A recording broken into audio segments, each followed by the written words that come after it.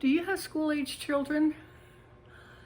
I was talking to a friend the other day who has two school-age children, and she also has a business that she works from home. And as we spoke, her children kept coming into the room with questions about how to get their online classes set up or how to find materials that were required for their classes. And I could sense that this was a disruption for my friend. And she explained that ordinarily this would be the time that she would make appointments to meet with clients, work her business, because this is the time her children would have been in school. And now with the shelter in place, they were home. And she not only had her original goals of building her business, but now added homeschooling. And she had not planned on that.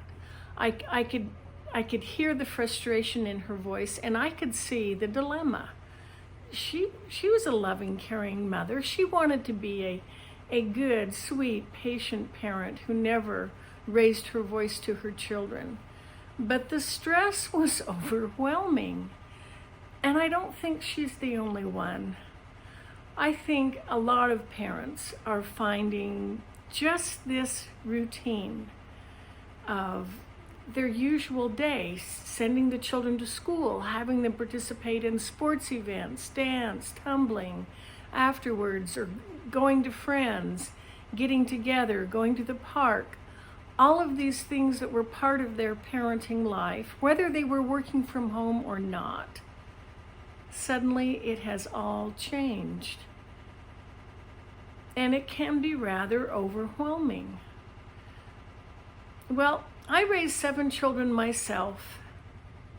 And part of the time I was a stay-at-home mom, and part of the time I had a career as a school teacher. I understand.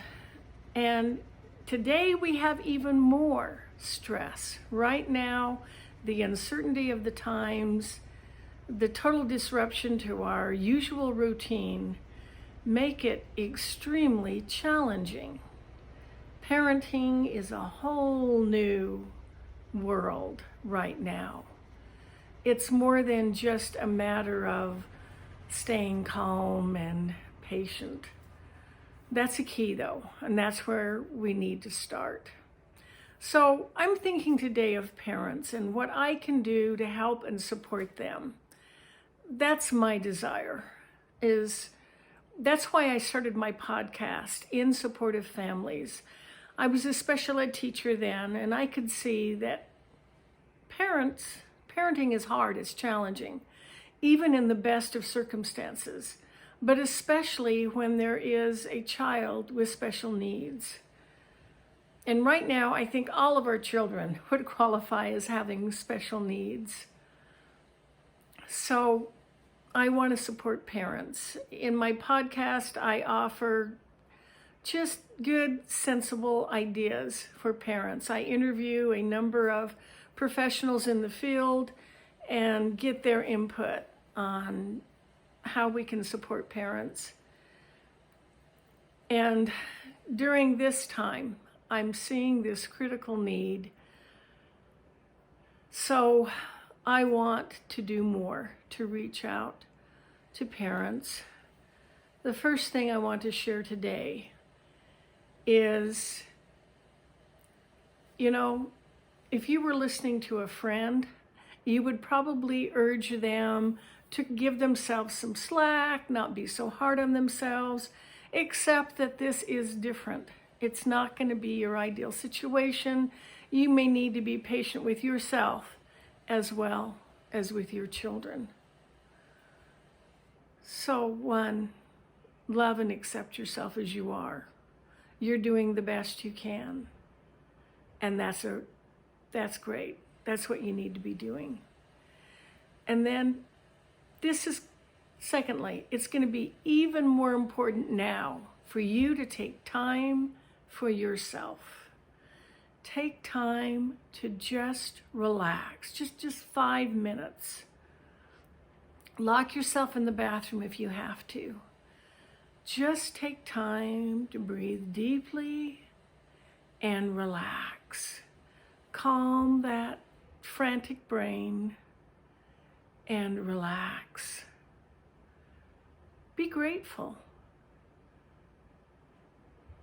Another idea is to write down everything you're grateful for. The fact that there is still food in the refrigerator or in the cupboards, hopefully there is, and that you are a parent. Maybe remember the things that you love about your children. Maybe it's just when they're asleep. But think of those things that fill your heart with joy. Those things that bring you strength. Maybe for me, it's looking at the mountains. I love to see the mountains. Maybe for you, it's watching the sunrise, or just the quiet of an early morning or late at night after all the children are finally asleep. But take time to find joy in life. And if you notice and appreciate those things, no matter how small, that enhance your life, start that short little gratitude list at the end of every day. We're really good about harboring on everything that went wrong. Spend just as much time reflecting on what went right, what you're grateful for, what you want to repeat.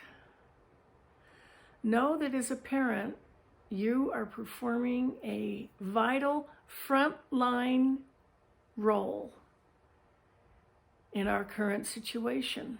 Caring for our little ones is of critical importance. Be grateful that you have the opportunity to do that, and give yourself recognition for taking on that role. Know that you're doing your best. Take time to relax. And remember, you're not alone. You have other parents going through the same thing, and people who want to reach out to you to connect, to help, and support. Please check out my podcast, In Support of Families. You'll find it on the major podcast platforms. You can also find it at my website, insupportoffamilies.com, and on my website, hypnosis4motivation.com. I have found many ways that hypnosis can help parents. Use it on yourself to learn to relax, to manage stress, to learn how to be aware of, in control of, and appropriately express your emotions. And then use it on your children to help build their self-esteem, to help them grow and develop into the happy, successful, contributing members of society that they are capable of being. You can learn more about that on my website, hypnosis4motivation.com. You're doing a fantastic job. Let me know how I can help, and keep up the good work. We're in this together. This is Emmylou Penrod. Have a great day.